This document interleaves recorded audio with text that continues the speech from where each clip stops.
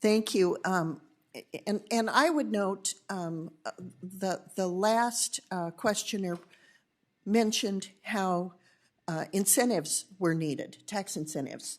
I would argue that regulatory relief is the more important place to look, especially when it comes to rare earth minerals and uranium.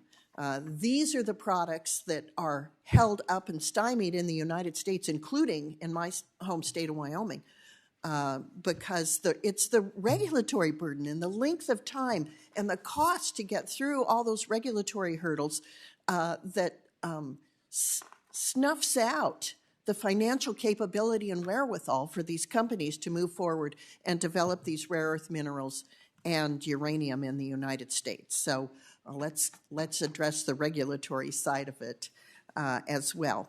Ms. Sagama, my colleague here from North Dakota and I both sit on the banking committee. We're aware that the Federal Reserve nominee that was rejected on a bipartisan basis was advocating limiting credit access to energy companies, and her writings were genuinely hostile to the energy industry. So in light of the fact that this became an issue that ultimately caused her to not be accepted, do you think it's appropriate for the SEC to be issuing a climate proposal? SEC simply doesn't have the authority to regulate climate change. I mean, Congress hasn't even passed a law. Why should an agency just assume that regulatory power? And, we'll note that ESG, as BlackRock has asserted, because of its market power, its ESG portfolio demands are really driving the market in that direction anyway. Government doesn't need to do that. Again, Ms. Sagama, could you expand on the greenhouse gas reduction efforts and outcomes by the oil and gas industry that you detail in testimony? Well, I'd like to highlight the fact that in the electricity sector, fuel switching to natural gas has reduced more greenhouse gas emissions than wind and solar combined.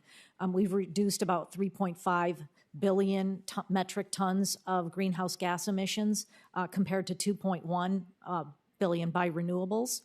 And we did that without incentives. We did that without subsidies. We did that through market investment, from private sector investment, and just increased use of natural gas, or increased production of natural gas.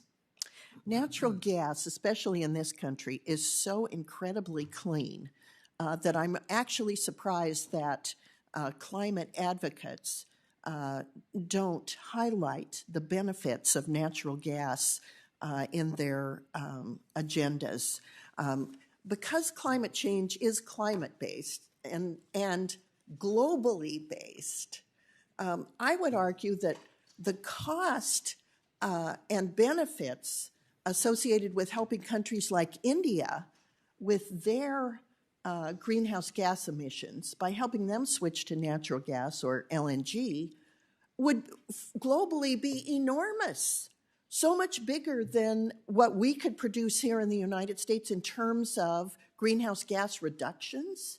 My gosh, helping India do the same thing with the same amount of money that takes us to get little tiny incremental benefits.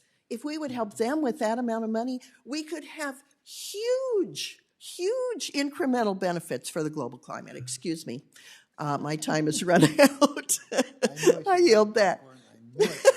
No, you can't yield back. You have nothing to yield.